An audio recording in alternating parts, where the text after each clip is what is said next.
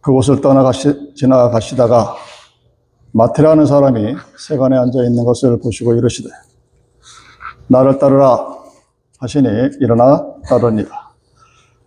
예수께서 마태의 집에서 앉아 음식을 잡수실 때 많은 세리와 죄인들이 와서 예수와 그의 제자들과 함께 앉았더니 바리새인들이 보고 그의 제자들에게 이르되 어찌하여 너희 선생은 세리와 죄인들과 함께 잡수시느냐.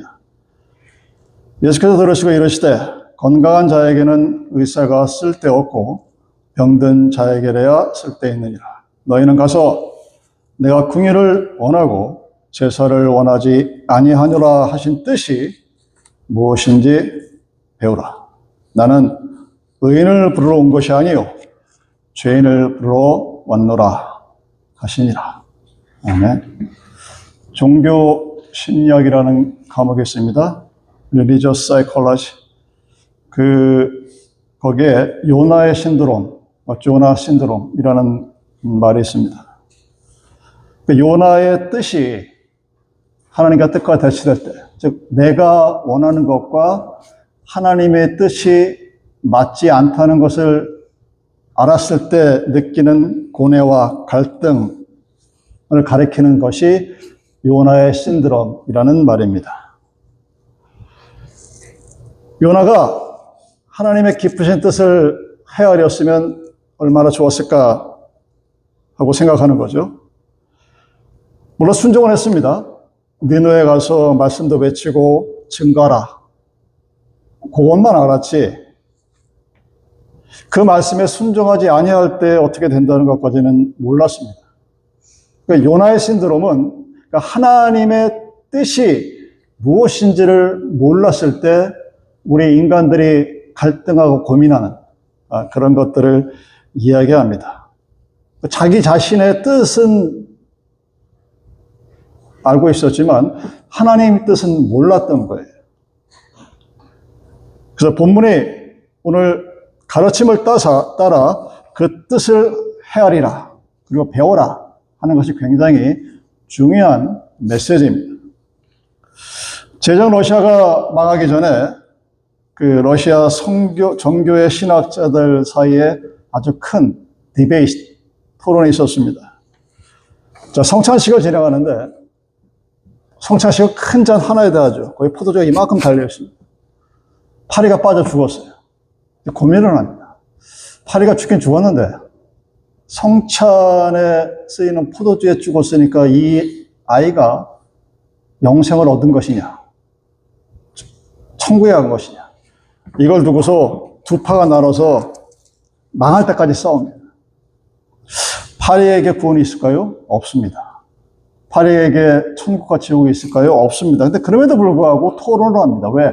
성찬식에 사용되어지는 포도주에 사용된 소위 말하는 holy 와인이기 때문에. 참 쓸데없는 짓들을 많이 하죠. 이 믿는 사람들 중에 정말 쓸데없는 것에 신경 쓰고 싸우시는 분들 참 많이 보게 됩니다. 그러니까 뜻이 없는데 하나님의 뜻과 전혀 상관이 없는 일에 자기가 뜻을 부여하고 스스로 뭔가 만족을 얻고 위로를 얻고 그렇게 살아가는 모습들을 많이 보게 됩니다.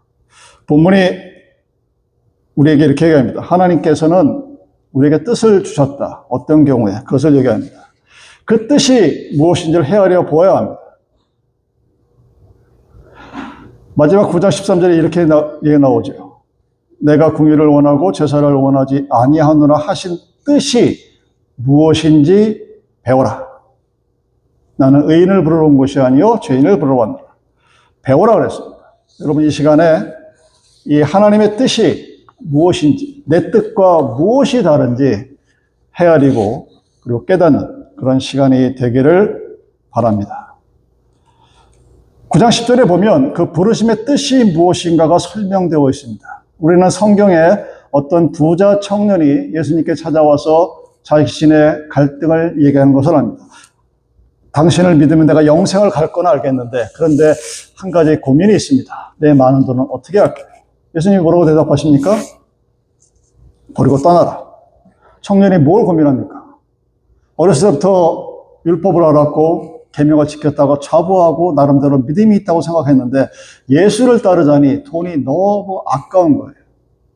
그래서 고민하고 떠났노라 기록되어 있습니다. 아마 우리들의 많은 자화상 같은 그런 모습들입니다.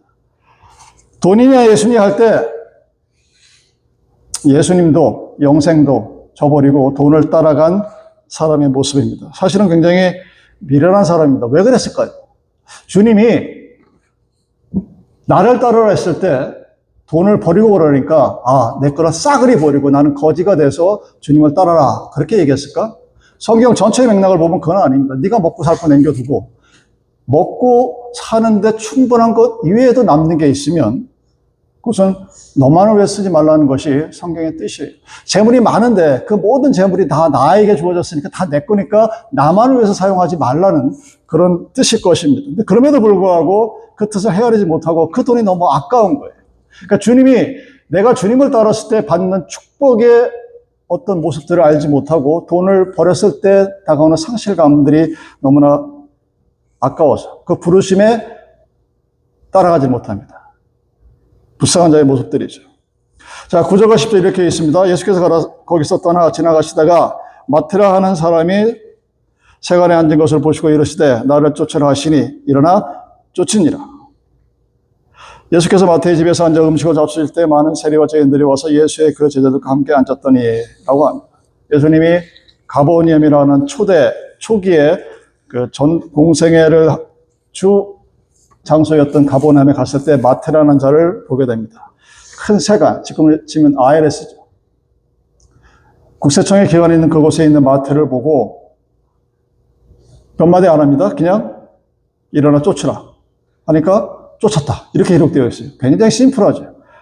조금 더 자세하게 기록된 게 누가복음 5장 28절 모든 것을 버리고 일어나 쫓으니라 하고 조금 더 자세하게 기록되어 있습니다. 모든 것을 버리고 당시 로마 시대의 속국이었던 이스라엘에서 세리를 한다는 의미는 세금을 걷어서 100원을 걷으면 50원만 주고 100불 걷으면 50불만 주고 50불은 자기가 먹는 거예요. 이것처럼 좋은 장사가 없습니다. 돈을 엄청 벌어요. 근데 대신 이스라엘 국민들에게는 매국노 같은 놈이죠. 마치 일제시대 때 나라 팔아먹고 배 땅땅 부리며 살며 지금 후손들 지금까지도 자기 조상의 친일파라고 얘기는 못하잖아요. 근데 돈은 많아. 그러니까 나라를 팔아먹어도 뭐 나만 좋으면 하는 그런 부의 사람들이 바로 마태였습니다. 요거도 먹고 뭐 저거는 같은 동족도 아니야. 그런 사람이었는데도 불구하고 그가 세리의 자리를 IRS의 그 자리를 뛰치고 나왔다는 것은 돈 봉투가리를 다 떨쳐버리고 나왔다는 겁니다.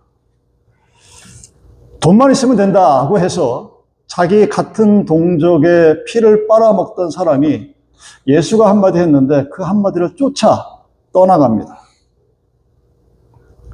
대단하죠. 3년 동안 예수를 따라다니고 우리가 갖고 있는 마태복음이라는 책을 써서 지금도 성경을 모르는 사람도 마태복음은 알아요. 얼마나 대단하고 복된 사람인지 모릅니다. 청년과 마태를 비교해 보십시오. 청년도 돈이 많았고 마태도 돈이 많았습니다. 근데 왜 부자 청년은 예수의 뜻을 따르지 않냐고 돈이 많아서 걱정과 근심을 가지고 예수 곁을 떠났고 왜 마태는 예수님을 따랐을까? 그 부르심의 뜻이 무엇인지를 알았기 때문입니다. 성경에는 명확히 그 부분이 나와 있지 않지만 하나님이 나를 부르신 뜻이 무엇인지 알았기 때문에 마태는 자기의 모든 것을 다 버리고 예수를 쫓는 제자가 될 수 있었다는 사실입니다. 우리가 익히 잘 알고 있는 20세기의 성자라고 불리는 세인트라고 불리는 슈바이처 박사는 원래 프랑스 사람이죠. 박사학위가 4개입니다. 대단한 사람이죠. 보통 공부를 잘하는 정도가 아니에요. 바젤 대학의 총장까지 지냈던 사람입니다. 근데 이 사람이 어느 날 갑자기 아프리카의 가복이라는 나라에 가서 텐트를 치고 대단한 병원도 아니고 환자들을 진료합니다. 모든 사람들이 깜짝 놀랐죠. 왜 저러지?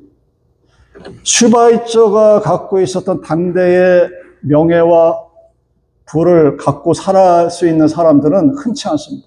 정말 대단한 사람이에요. 근데 그런 대단한 사람이 왜 아프리카의 강가에다가 기슭에 텐트를 치고 그 더운 데서 그 고생을 하면서 살아갈까? 동료들이 이해를 못합니다. 바젤 대학교의 총장까지 한 사람인데 여러분, 우리나라의 총장들 보셨지만 그렇게 하시는 분도 못 봤죠, 여러분. 힘들어요. 왜? 자기가 갖고 있는 것을 버린다는 게 말처럼 쉬운 게 아닙니다. 교수들이 쫓아가서 물어봤을 때 그 슈바이처 박사가 그렇게 얘기했다는 것이 그의 전개에 나타납니다. 이 손을 봐라. 슈바이처가 자기 손을 내밀면서 이 손이 내 손인지 아느냐. 하나님의 손이에요. 하나님이 나에게 박사학위를 내겠다 할 수 있는 철학 박사, 신학 박사, 음악 박사, 의학 박사. 서로 갈래가 다른 거예요. 요즘 뭐 육각형 인간이 선 볼 때 최고라고 그러는데 그 모든 것을 다 그런 대단한 사람이 이 손이 내 손인 줄 아느냐? 이 손이 하나님의 손이다. 왜? 괴로웠대요. 왜 하나님이 나에게 이런 기프트를 주셨을까? 이런 재능을 주셨을까? 이런 물질을 주셨을까? 여러분, 한국의 대표적인 시인 윤동주가 서사라는 시에서 이렇게 얘기했죠. 잎새에 있는 바람에도 나는 괴로워했다. 여러분들 저 바람에 휘날리는 나뭇잎 보면서 괴롭고, 시인은 아무나 하는 게 아니에요. 윤동주가 그 괴로움을 느꼈거든요. 대부분의 사람들이 느끼지 않는 그 감정을 슈바이처는 느꼈습니다. 자기에게 주셨던 그 모든 많은 것들이 그걸 자기만 누리고 자기만 한다는 게 너무나 괴로웠던 거예요. 그래서 아프리카에 선교사를 갔던 사람들의 소식을 듣고 하나님이 나를 이렇게 쓰셨구나 하고 가신 모습입니다. 슈바이처가 엄청 힘들었을 겁니다, 여러분. 여러분, 가레말라 가셔가지고 우리가 하실 때가 그나마 그렇게 안 더운 적임에도 불구하고 갔다 온 사람들이 다 컴플레인해요. 날씨가 덥고 비가 오고 더 더럽고 어쩌고 별의별 소리 다 해요. 슈바이처는 그 모든 것을 다 이겨낸 사람입니다. 얼마나 멋지고 얼마나 훌륭합니까? 왜 그랬을까요? 그 이유는 하나님이 자기를 부르신 뜻을 알았기 때문입니다. 하나님께서 여러분들을 그리고 저를 하나님의 자녀로 삼아 주셨습니다. 천국 백성을 삼아 주셨습니다. 예배 드리면 그리고 하나님께 축복을 빌면 그래 너에게 내가 그 순복음에서 얘기하는 영과 육과 물질의 모든 것을 다 줄게. 너 혼자 행복해라. 이래서 우리에게 축복하셨을까요? 저는 아니라고 생각합니다. 아마 여러분도 아니라고 생각할 거예요. 나 혼자 잘 먹고 나 혼자 잘 살고 나 혼자 축복받고 우리 집 식구만 잘나고 우리 교회만 좋고 그러려고 하나님이 축복을 허락하신 것이 아니라는 사실입니다. 보다 더 하나님께서 우리를 부르신 뜻은 그 사람이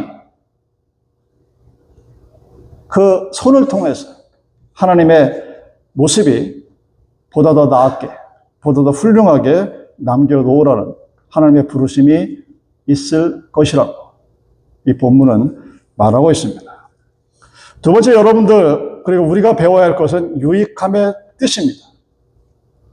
여러분, 사마리아인의 비유를 너무나 잘 아시죠? 사마리아인은 어떤 사람입니까? 모든 사람에게 유익함을 주는 존재입니다. 제사장과 바리새인은 자기만 아는, 대부분이 다 한 90%는 제사장과 바리새인 같은 사람들, 나만 아는. 그리고 다른 사람에게는 해를 끼쳐도 전혀 상관이 없는, 왜 나만 괜찮으면 되는 거니까. 강도, 이게 아주 나쁜 놈이죠. 모든 사람에게 해를 끼치는 그런 분입니다. 강도 당한 사람, 어리석은 사람이죠. 이 네 가지 사람의 분류가 나타납니다. 본문 11절과 12절에 보면 그 바리새인과 제사장들의 모습이 나타납니다. 바리새인들이 보고 그 제자들에게 이르되 어찌하여 너의 선생은 세리와 죄인들과 함께 잡수시느냐. 예수께서 들으시고 이르시되 건강한 자에게는 의원이 쓸데없고 병든 자에게라야 쓸데있느니라. 마태라고 하는 사람이 주님께서 부르셨을 때 그의 모든 것을 정리하고 예수님께 이렇게 얘기합니다. 저희 집에 오셔서 식사를 해주세요. 우리 집에서 주님을 위해 잔치를 하겠습니다. 여러분 한번 생각해 보십시오. 여러분 새 집을 사면 집들이를 하죠. 누구를 위해서 하는 겁니까? 여러분이 아이를 낳고 돌이 되면 돌잔치를 하죠. 누구를 위해서 합니까? 여러분이 70이 되고 80이 돼서 뭐 희수잔치를 하면 누구를 위해서 하는 겁니까? 다 나 위해서 하는 겁니다. 여러분도 지금까지 살아오면서 예수를 위해서 잔치를 해보신 기억이 있으십니까? 마태는 죄인들을 불렀어요. 누구랑? 자기랑 똑같은 사람들. 자기처럼 예수 모르고 자기처럼 지 혼자 잘났다고 나 혼자 먹고 살겠다고 생각하는 사람들을 불러서 예수님을 초청한 그것이 바로 진정 예수님이 말하는 잔치의 모습입니다. 예수님을 만날 수 있는 기회를 마태가 만든 거죠. 그리고 예수를 초청했습니다. 그 잔치의 주인은 예수님이었어요. 집들이 잔치는 내 집을 자랑하는 거고, 돌잔치는 내 아들, 딸을 자랑하는 거고, 70, 80 먹을 때 잔치하는 건 내 부모를 자랑하는 거예요. 예수를 위해서 하는 것이 아닙니다. 근데 마태는 예수를 위해서 잔치했습니다. 그리고 자기가 똑같은 죄인들을 불렀어요. 자기가 같은 직종에 근무하고 있는 세리를 불렀고, 사람들에게 멸시받는 죄인들을 불러서 예수를 불렀습니다. 내 이웃으로 하여금 예수를 만날 수 있게 한 사람이 마태의 잔치입니다. 예수님을 위한 잔치죠. 얼마나 아름답고 보기가 좋았을까요? 그런데 청하지도 않은 바리새인들이 그 자리에 옵니다. 그리고 와서 가만히 있는 게 아니라 뭐라고 합니까? 시비를 걸죠. 너희 선생은 어찌하여 세리들과 죄인들과 함께 앉아 먹고 마시고 즐기느냐. 저런 불의한 인간들, 저런 못된 인간들하고 어떻게 선택받은 나가 우리들이 함께 할 수 있느냐. 비웃는 거죠. 그리고 무시하는 거죠. 예수님이 직접 나섭니다. 건강한 사람에게는 의사가 필요 있느냐? 건강한데 무슨 의사가 필요하겠습니까? 필요 없습니다. 너같이 죄가 없다고 자칭 나는 의인이라고 하는 사람에게는 예수님이 전혀 쓸데없는 사람입니다. 그러나 마태와 같이 나는 죄인입니다 하고 고백하는 사람에게는 나 같은 구주가 필요한 거다 라고 대답하셨죠. 건강한 자에게는 의사가 필요 없지만 병든 자에게는 의사가 필요하다는 말씀이 바로 그 뜻입니다. 필요로 하는 존재로 살아가야 한다는 얘기죠. 여러분, 의사는 있어도 되고 없어도 되는 그런 존재가 아닙니다. 꼭 있어야 됩니다. 더구나 아픈 사람에게는 꼭 있어야 합니다. 병자는 꼭 의사를 찾아갑니다. 자기가 아프면 병원을 찾아가게 돼 있어요. 보험이 있든 어떤 간에. 아프지 않다고 생각하니까, 아프지 않으니까 의사를 찾지 않는 것입니다. 그래서 의사라는 존재는 꼭 필요한 존재입니다. 유익한 존재입니다. 우리의 이웃들에게 내가 과연 이런 존재가 될 것인가?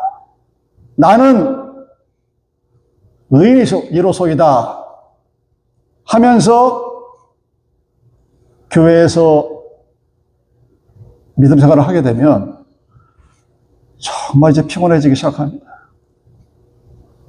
여러분들이 어디에 있든 간에 유익을 주는 존재가 되라는 것이 바로 하나님의 뜻입니다. 근데 하나님이 과연 무엇을 원하셨을까? 우리의 누군가에게 유익을 주는 존재가 된다면 우리는 어떤 모습이 있을까? 본문 13절에 이런 말씀이 나옵니다. 너희는 가서 내가 궁유를 원하고 제사를 원치 아니하노라 하신 뜻이 무엇인지 배우라. 내가 의인을 부르러 온 것이 아니요 죄인을 부르러 왔노라 하시니라 합니다. 누가 한 말일까요? 바리새인들이 한 말이에요. 나는 자기는 의인이기 때문에 죄인들에게 감내라 배내라 막 따지고 시비 걸고 무시해도 괜찮다고 생각하는 바리새인들이 하신 말씀이 이 말씀입니다. 근데 바리새인들은 제사, 즉 예배 드리는 것에 있어서는 타의 추정을 불허하는 사람. 근데 이웃에 대한 사랑은 손톱만큼도 없는 냉해랑 같은 그런 사람들이었습니다. 그런 바리새인들에게 하나님이 말씀하시는 것입니다. 하나님께서 세워놓으신 제도, 율법에 따라 제사를 드리는 것도 좋지만 어쩌면 이웃에 대해서 그렇게 한 조각의 긍휼함도 없느냐 하고 책망하십니다. 그렇게 책망하시면서 그런 제사는 차라리 드리지 말아라 그렇게 말씀하시죠. 긍휼이 없는 제사는 내가 원치 않는다. 예수님이 제사라는 말을 예배로 돌려서 생각하면 현대에는 딱 맞죠. 긍휼은 사랑으로 대체해서 생각하시면 좋습니다. 어떤 집안에서 시어머니가 빨리 죽기를 원하는 며느리들이 간혹 있습니다. 와서 열심히 예배를 드립니다. 하나님, 우리 시엄마 빨리 좀 데려가 주세요. 며느리가 꼴 보기 싫어 죽겠는 시어머니가 교회 나와서 예배 드립니다. 하나님, 저 우리 며느리 좀 어떻게 좀 내쫓고 새로 자기 마음에 드는 며느리 한번 얻을 수 있지 않을까요? 열심히 간구합니다. 철야 기도를 합니다. 금식 기도를 합니다. 40일 기도를 합니다. 새벽 기도를 합니다. 며느리를 그렇게 미워하는 시어머니가 교회에서는 군사랍시고 내가 교회 어머니랍시고 어깨 힘주고 그러고 돌아다닙니다. 이런 예배를 하나님이 기뻐 받지 않으시라는 것은 본인들도 압니다. 그런데 그러고 살아요. 하나님께서는 긍휼이 없는 제사가 아니라 긍휼을 겸하여 드리는 제사, 시어머니를 사랑하고 며느리를 사랑하면서 드리는 예배를 원하시는 것이죠. 그러나 아멘 하죠. 그럼 집에 가서 해야 돼요. 여러분들이 말씀을 읽을 때는 말씀에 대한 반응, 찬송가에 보면 여러분 아멘이 있는 찬송이 있고 아멘이 없는 찬송이 있죠. 아멘이라는 말은 뭡니까? 주여 그 뜻대로 되게 하여 주소서. 그러니까 찬송가의 내용이 하나님께 뭔가를 간구하는 내용에는 아멘이라는 말이 붙어 있습니다. 근데 그렇지 아니하고 그냥 다른 것을 일반적인 것을 얘기하면 아멘이라는 말이 없어요. 그래서 여러분들이 아멘, 아멘 했다는 말은 그것이 외적으로 표현되어졌든 내적으로 이루어졌든 간에 그대로 행해야 되는 거예요. 하나님께서 여러분에게 원하시는 뜻이 무엇인지를 아시기 바랍니다. 본문에 이 사건에 담긴 깊은 뜻을 여러분이 배워야 합니다. 무엇일까 배우라고 그랬습니다. 그 배운다는 것은 여러분 각자에게 달린 거예요. 똑같은 수업을 들었는데 누구는 100점을 맞고 누구는 빵점을 맞잖아요. 이유는 뭡니까? 배울 게 없으면 아는 게 없으니까 남는 게 없는 거고. 일주일 동안 머릿속에 한번 생각해 보십시오. 내가 이 본문을 통해서 내가 배운 게 무엇인지를 한번 생각해 보십시오. 배움이라는 것은 배웠다는 것, 날리지에서 끝나면 안 됩니다. 반드시 그 배운 것을 나의 삶 속에서 이뤄나가야 합니다. 하나님께서 나를 부르신 부르심의 뜻이 무엇인지를 배워야 합니다. 내가 하나님의 도구가 되고 내가 하나님의 손이 되고 하나님의 발이 될 수 있는 그 뜻을, 부르심의 뜻을 먼저 알아야 합니다. 그리고 내가 어떤 존재인지, 사마리아인처럼 유익한 존재인지, 바리새인과 제사장처럼 자기만 아는 존재인지, 강도처럼 남에게 해만을 끼치는 존재인지, 강도처럼 어리석어서 누군가에게 불편을 초래하는 존재인지, 내 존재의 부르심의 의미를 정확히 알아야 합니다. 그래서 나라는 존재가 나의 삶이 이 땅 위에서 유익한 존재로 누군가에게 이익을 주고 함께 나눌 수 있는 그런 존재로 살아가라는 뜻입니다. 내가 그렇게 알고 내가 그렇게 배웠고 내가 느꼈으면 그대로 살려고 하는 의지적인 노력이 필요합니다. 내가 그것을 해야 되겠구나. 힘들지만, 어렵지만, 능력이 안 되지만, 부족하지만 그래도 하나님 내가 그렇게 살려고 애쓰겠어요 하고 노력하는 그 의지, will, 그것이 필요합니다. 그래야 믿음이 자랍니다. 왜 한국 교회가 믿음이 자라지 못하느냐? 이 의지적인 노력이 전혀 없어요. 왜? 우리는 이미 구원받았고 죽으면 천국 갈 존재라고 가르치니까. 어디서? 장로교 교리가.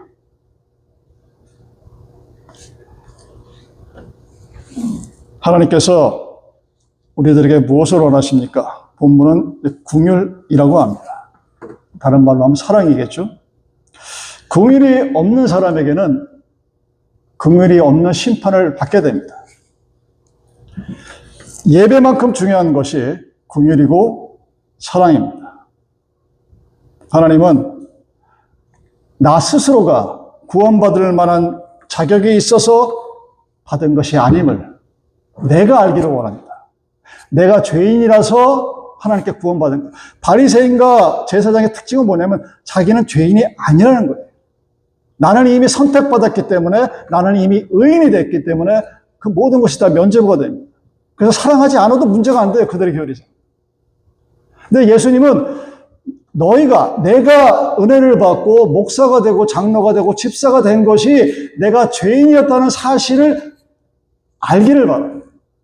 내가 죄인이었음에도 불구하고 내가 은혜 받을 만한 자격이 없음에도 불구하고 예수님이 나를 위해서 죽으셨고 예수님이 나를 부르셨고 나는 그 콜링에 한 발 두 발 걸어가고 있는 그런 존재라는 사실을 알기를 원하는 겁니다. 사랑을 받을 만한 조건이 없음에도 자격이 되지 않음에도 불구하고 내가 그 사랑에 함께 하나님의 예배에 동참하기를 원하시는 것입니다.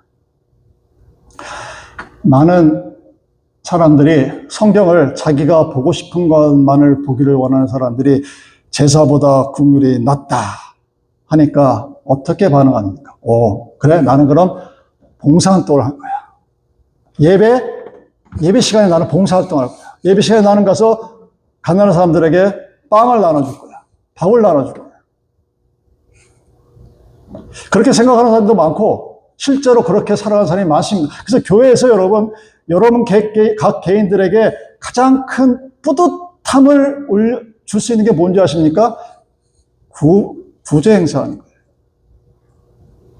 여러분 집에 쓰다 남은 거 갖고 오세요. 여러분 돈 남은 거 조금 주세요. 가난한 사람 먹일게요. 얼마나 뿌듯한지 몰라요. 내 걸로 누군가를 먹였어. 그게 궁일이라고 생각하십니까, 여러분? 그게 하나님께서 이 본문에서 얘기하는 하나님이 원하시는 제사보다 궁일이 낫다는 과연 그런 모습일까요? 결단코 아닙니다. 하나님은 궁일이 제사보다 낫다는 이 말은 mercy is much more than that worship이 아니에요. 궁일이 제사보다 낫다는 비교급이 아닙니다. 궁일이 없는 제사는 받지 않겠다고 그랬어요. The worship without mercy cannot accept. 내가 사랑이 없이 하나님 앞에 예배드리고. 여러분 지난 시간에 성경 공부할 때 예배가 무엇인가? 그 예배는 하나님을 향한 나의 마음이에요. 내 태도입니다. 내가 하나님을 어떻게 생각하는지가 그 예배를 통해서 드러나고 보여지고 증거되어지고 확인되어지는 거예요. 내 안에 사랑이 없고 긍휼이 없는데 하나님 앞에서 주여 하고 얘기하고 간절히 복하고 사람들이 봤을 때 너무 기도를 잘하면 과연 그 예배를 하나님이 받으실까? 하나님은 안 받는다고 얘기하는 거예요. 그런 제사 드리지 말고 나는 죄인이로서다 하고 고백했던 마태처럼 하나님 앞에 내가 죄인입니다. 내가 하나님의 은혜를 받을 만한 자격이 없음에도 불구하고 하나님 나를 부르신 그 은혜에 감사해서 자기와 같은 죄인들을 집안에 초청해서 예수님을 대접하는 것. 그것이 예배의 본질이라는 사실. 근데 우리는 죄 많은 우리 인간들은 항상 내가 센터에 있어요. 하나님과 나를 비교하면 내가 항상 가운데 있는 거예요. 하나님은 내가 하나님을 위해 존재하는 건 너무 비합리적이에요. 하나님이 나를 위해 존재해요. 여러분 그 생각을 놓고 여러분의 행동들 가만히 살펴보십시오. 딱 맞아떨어져요. 내가 왜 교회 가서 때때로 화를 내고 내가 왜 교회 가서 왜 봉사하는 거 싫은 건데도 억지로 하는 이유가 뭐냐? 그래서 그런 거예요. 내가 죄인임에도 불구하고 하나님의 사랑과 은혜를 입었다는 사실을 모릅니다. 그러면 제사를 그렇게 드리게 돼 있는 거예요. 바리새인과 제사장들이 특별한 나랑 전혀 다른 인간이 아니라 우리와 아주 흡사한 모습을 갖고 있는 그런 사람들입니다. 하나님 앞에 드리는 제사는 신령과 진정으로 드리라고 그랬습니다. 그 신령과 진정 안에 긍휼도 포함되고 나의 헌신도 포함되고 나의 죄의 고백도 다 포함이 되는 그런 모습입니다. 그 신령과 진정으로 드리는 예배에는 당연히 긍휼의 마음이 포함되어 있습니다. 그래서 내가 하나님으로부터 받은 은혜가 예배를 통해서 보여집니다. 이런 내가 하나님 앞에 어찌 감히 예배를 드리고 이런 내가 어찌 목사가 돼서 하나님 앞에 설교를 증거하고 그렇게 할 수 있는지 그 은혜가 너무 대단하고 엄청나서 감히 누구를 비난하거나 무시하거나 하지 못한다는 사실입니다. 못하는 거예요. 알면은 절대로 못합니다.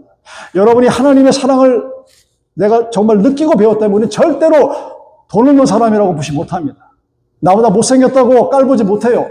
집이 사는 거 보니까 아파트 산다고 함부로 못합니다. 헌금 안 한다고 욕을 하는 그런 사람이 교회에 있을 수가 없습니다. 왜 그렇게 되느냐? 내가 하나님으로부터 나는 죄인이었다는 사실을 모르는 건지, 잊어먹은 건지, 무시하는 건지. 나의 모습을 바라볼 때, 내 모습을 바라볼 때 은혜가 예배에 투영이 되는 겁니다. 내가 정말로 하나님으로부터 사랑으로 빚진 자라는 사실을 아는 사람이 자기와 같은 세리와 죄인들을 집으로 초청합니다.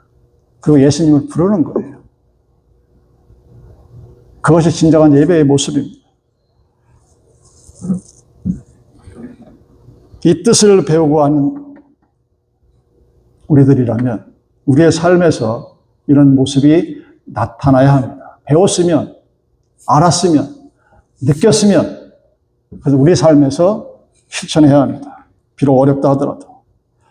오늘 본문을 통해서 나를 부르신 뜻이 무엇인지, 나는 어떤 유익한 존재가 되어야 하는지, 예수님이 우리들에게 긍휼이 없는 제사는 원치 않는다는 뜻이 무엇인지, 여러분이 무엇인가 배웠으면, 무엇인가 느꼈으면 그 배우고 느낀 바들을 우리들의 삶에서 하나씩 하나씩 실천해 나가시기 바랍니다. 기도하시겠습니다.